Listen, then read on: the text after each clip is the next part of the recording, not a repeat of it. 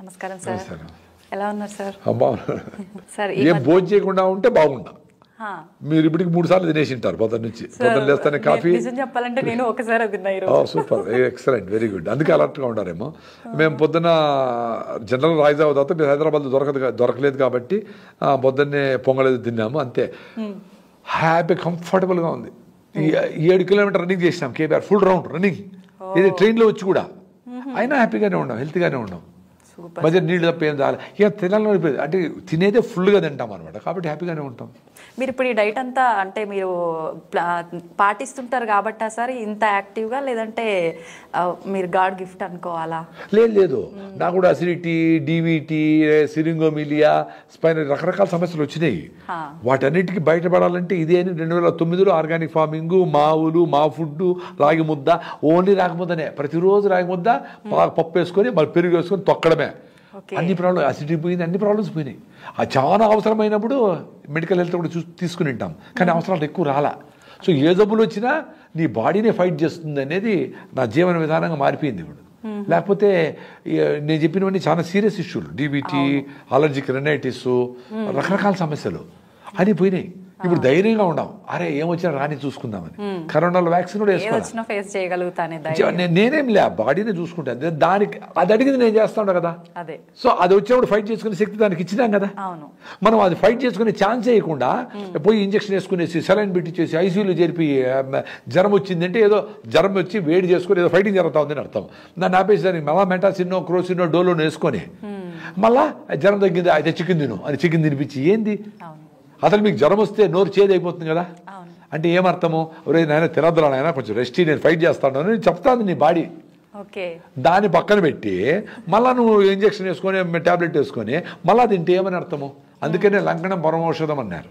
So ఉపవాసం ఉండరా బాగాలేకపోతే.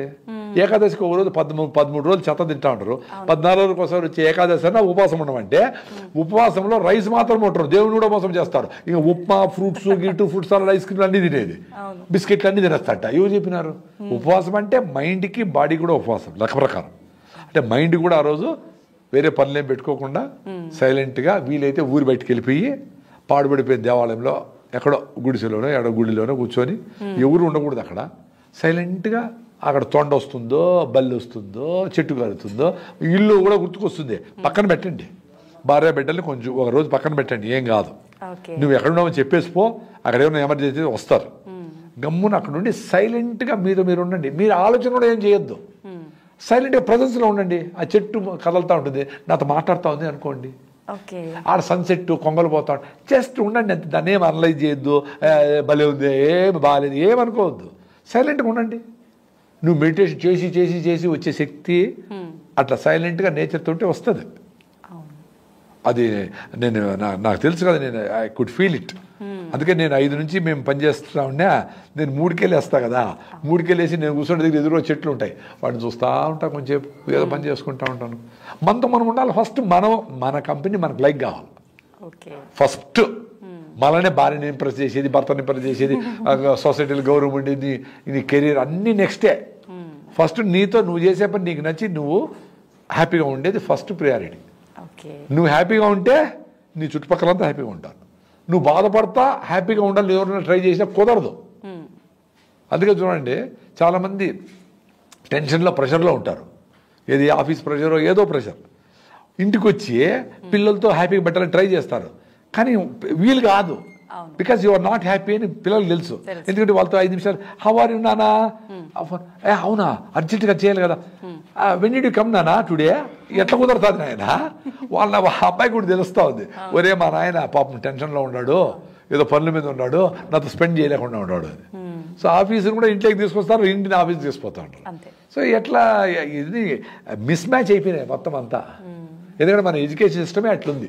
నువ్వు చదువుతా ఉండేది ఉద్యోగం కోసం అని, నువ్వు చదువుతా ఉండేది నీ కోసమని అనుకోవడంలే. ఆ నాలెడ్జ్ అంతా ఎవరికో ఏదో సాఫ్ట్వేర్ రాసేదానికి తప్ప, నీ ఆరోగ్యము, నీ ఆహారము, నీ దేశము, ఈ భూమి, ప్రకృతి, పర్యావరణము, నీళ్లు, గాలి, నదులు, వీటి మీద కదా ఉండాలా. ఇవన్నీ వదిలేసి నాకు జాబ్ వస్తే చాలు సెటిల్ అయిపోతా. నువ్వు సెటిల్ అయ్యేది ఎక్కడ? జూబిలీ పంచగొట్టలు సెట్లు ఏమవుతావు ఆయన ఆ పొగలో, ఆ పొల్యూషన్లో, ఆ టెన్షన్లో, ఒక తినేదానికి టైం లేకుండా, నిద్రపోయేదానికి టైం లేకుండా, ఫ్రీగా నవ్వేదానికి టైం లేకుండా, ఒక సన్ రైజ్ని సన్సెట్ని చూడకుండా ఏం జరుగుతుంది? అయితే సార్ నేను అడగాలనుకునే విషయం ఏంటంటే చిన్న చిన్న పిల్లలకు కూడా ఐసైట్ సార్, కళ్ళజోళ్ళు, అసలు పాపం అనిపిస్తుంది వాళ్ళని చూస్తుంటే. ఎందుకు సార్ అసలు రీజన్ ఏంటి? ఎందుకంటే వాళ్ళమ్మ రీజను, వాళ్ళమ్మకి 6 హిమోగ్లోబిన్ ఉంది, వాళ్ళమ్మ సరైన ఫుడ్ తీసుకోవాలా, వాళ్ళమ్మకి హెల్త్ లేదు, పిల్లలు అన్హెల్తీగా పుడుతూ ఉన్నారు. వాళ్ళమ్మ హెల్త్ కోసము ఏమీ చేయలే, యోగా చేయలే, ప్రాణాయామం చేయలే, ఎండలోకి పోలా, మంచి ఫుడ్ తినలా. వాళ్ళమ్మ కూడా పిజ్జాలు, కుర్కురేలు, పెప్సీలు, చెత్త తిని, జంక్ ఫుడ్ అంతా తిని బతికింది. ఈ 30 ఏళ్ళలో వచ్చాయి కదా ఈ సమస్యలన్నీ. ముందు అద్దాలు ఏడిపించాడు, ఇప్పుడు అందరికీ అద్దాలే, అందరికీ కళ్ళద్దాలే. దానికి మళ్ళీ టెక్నాలజీ, లేజర్ ట్రీట్మెంట్ చేస్తాము అని. అరే బేసిక్ హెల్త్ ఇంప్రూవ్ కాకుండా లేజర్ ట్రీట్మెంట్ చేస్తే ఏమవుతుంది? చేసుకోండి అవసరం కాబట్టి. కానీ అట్లా పిల్లలు పుట్టేదానికి, బుద్ధిమాంద్యంతో పుట్టేదానికి రకరకాల ఆటిజము, ఈ డెమెన్షియాలు, పార్కిన్సన్స్, ఆల్జిమేర్స్, మతిమరుపు రోగాలు, 50 ఏళ్ళకే షివరింగ్లు, ఇవన్నీ ఎందుకు వస్తూ ఉన్నాయి? పుట్టిన పిల్లలకే హెల్తీగా లేదు, తర్వాత వీళ్ళ ఆలోచనలు, వీళ్ళ ఆహార విధానాలు, వీళ్ళు రకరకాల జంక్ ఫుడ్ తినే దాంతోపాటు వాళ్ళు సిగరెట్లు, రకరకాల సమస్యలతో న్యూరాన్స్ అన్నీ డిజనరేట్ అయిపోతా ఉన్నాయి. సో 90 ఏళ్ల ముసలామె ఒక్క సెకండ్, ఒక షార్ప్గా ఒక మాట వింటానే పని చేసుకోగలుగుతాం. మరి చిన్నపిల్లడిగా రే రే రే అంటే అని చూస్తాను, అంటే వీడి మూమెంటే లేదు. చాలా ఆశ్చర్యం అనిపిస్తుంది నాకు. రే అంటే టక్కన తిరగాలి కదా, అది లేదే. చాలా డంబ్గా ఉండాలి పిల్లలు. చాలా మందిని చూస్తూ ఉంటాను. అదే పళ్ళుల్లో అట్లా లేరు. మళ్ళీ ఇప్పటికి ఇంకా పొల్యూట్ కాల. ఇప్పటికి వాళ్ళు చింతకాయలు, గింతకాయలు చేసి ఉసిరికాయలు ఏవో తింటా కొంచెం బాగానే ఉన్నారు ఇప్పటికి కూడా. మరి ఇక్కడ ఎందుకు ఇంత డల్గా ఉన్నారు? మా పక్క నాటావులు, హైబ్రిడ్ ఆవులు ఉంటాయి. నాటావులు అయితే మనం సౌండ్ వేస్తానే ఇట్లా చోలు పెట్టాడు చూస్తాయి అని ఓ సౌండ్ చేస్తానే అలర్ట్ అయిపోతాయి. ఈ హైబ్రిడ్ ఆవులు నువ్వు ముందర గడ్డి వేసేసి ఏమైనా గమ్మని పాలు బిడ్డుకో ఏమైనా చేసుకో, గమ్మను మూమెంటే ఉండదు. ఇప్పుడు సిటీలో ఉన్నారు, అట్లే ఉంటారు చాలా మంది. అసలు అలర్ట్గా లేరు. అజైల్ అంటారు. అజైల్ అంటే ఏమన్నా ఒకటి అంటే రియాక్ట్ కావాలి కదా. 2 సార్లు 3 సార్లు పిలిస్తే కానీ ఏముందమ్మా వస్తానన్నా, ఏందిరా రియాక్షన్ లేదు, ఏందిరా స్వామి, కరెక్ట్ కాదు ఇది. సో చాలా మార్పులు జరగాల. ఐసెట్ కూడా one of the side effect of mother not being healthy. So mothers హెల్తీగా చేసుకొని మళ్ళీ మ్యారేజ్ చేసుకొని మళ్ళీ పిల్లలు కనాల. That's very important. ఇంకా ఐసైట్కి సపరేట్గా నేనేం ట్రీట్మెంట్ చెప్పలేను. క్యారెట్ తిని బాగా అవుతుంది. వీడికి హెల్త్ బాగాలేకపోతే క్యారెట్ తింటే ఏమవుతుంది? అట్లీస్ట్ మీరు చేయాల్సింది ఏమంటే ఐసైట్ ఎక్కువ డ్యామేజ్ అయిపోకనే ముందుగానే డాక్టర్ని కలిసి దాన్ని ఫర్దర్ కాకుండా ఏం చేయాలని చేస్తూ వాడికి పొద్దున్నే అంత 2 స్పూన్లు కొబ్బరి నూనె, 1 స్పూన్ 2 స్పూన్లు కొబ్బరి నూనె ఎంప్టీ స్టమక్ మీద తాగడము, 2 రోజులు నువ్వుల లడ్డు, 2 రోజులు పల్లీల లడ్డు, 2 రోజులు కొబ్బరి లడ్డు ఇస్తే అంత కరివేపాకు పొడి బాగా చేసి ఐరన్ ఇంప్రూవ్ చేస్తే అద్భుతంగా జరుగుతాయి. దీన్ని కొన్ని రోజులు ప్రాక్టీస్ చేసి చూడండి. 1 మంత్ ఇది ప్రాక్టీస్ చేస్తే మీ హిమోగ్లోబిన్ 2% పెరిగితే చాలా విషయాలు రికవర్ అవుతుంది. హిమోగ్లోబిన్ ఒక్కటి సెట్ చేసుకుంటే అంతే. సాయిల్ హెల్త్, ఆర్గానిక్ కార్బన్, మనుషులకు హ్యూమన్ హెల్త్. సాయిల్కి ఆర్గానిక్ కార్బన్ బాగుంటే దాంట్లో వచ్చిన ఫుడ్ న్యూట్రిషన్స్గా ఉంటే నీకు న్యూట్రిషన్. సాయిల్ని ఇప్పుడు చంపుతావో మనం చస్తాం. Very connected. వేరే జంతువులైనా బయట పోయి తింటాయి, పక్షులు గిచ్చులు ఏదో తింటాయి, కోతులు అడవుల్లో తింటాయి. మనకు ఓన్లీ ఆహారం అంతా సాయిలే కదా. సో సాయిల్ను మీరు కాపాడుకోలేకపోతే మొత్తం మానవ జాతి అంతరించిపోతుంది. Very serious problem. ఆఫ్రికాకి వెళ్ళాను నేను ఈ లోపల, అక్కడ వ్యవసాయం చేద్దామని ఉగాండా అనే దేశానికి. అక్కడ సాయిల్ టెస్ట్ చేసి రిపోర్ట్ ఉంది. మీకు కావాలంటే మీరు అడిగితే మీకు షేర్ చేస్తారు, కావాలంటే యూట్యూబ్లో పెట్టుకోండి. 3.2 ఆర్గానిక్ కార్బన్. 3.2 ఎంత ఉండాలా? మినిమం 1 ఉండాలి. మినిమం 2 ఉంటే సూపర్ అని అర్థం. 3.2 ఐ వాజ్ అమేజ్డ్. నేను చూసిన అక్కడ చెరకు, అరటి రెయిన్ ఫెడ్ వర్షాధారితంగా మండేస్తాం. మనం నీళ్ళు కట్టకపోతే బనానా అట్టే పడిపోతుంది. చెరకు బాగా నీళ్ళు కావాలి. ఎందుకు? సాయిల్లో హ్యూమస్ లేదు. హ్యూమస్, ఆర్గానిక్ కార్బన్ ఉంటే నీళ్ళని పట్టుకొని అది మైక్రోబల్ యాక్టివిటీస్ పెంచుకొని అది న్యూట్రిషన్ ఇస్తూ ఉంటే చెట్లకి మైక్రోబ్స్కి ఉండే సంబంధం, కనెక్షన్ ఉంటే దానికి ఏం కావాలో ఇది సెక్రీట్ చేస్తే ఇది ఎక్స్క్రీట్ చేసింది, అది తీసుకుంటే ఈ అద్భుతమైన సైకిల్ని డిస్టర్బ్ అయిపోయింది. సో సాయిల్ హెల్త్ పోయింది కానీ మనుషులు హెల్త్ పోయింది. Very simple.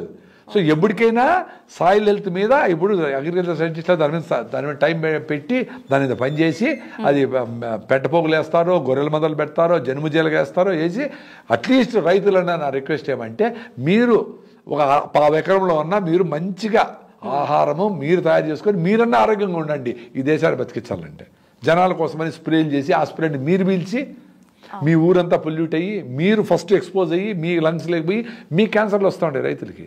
వెరీ డేంజరస్ ఇది.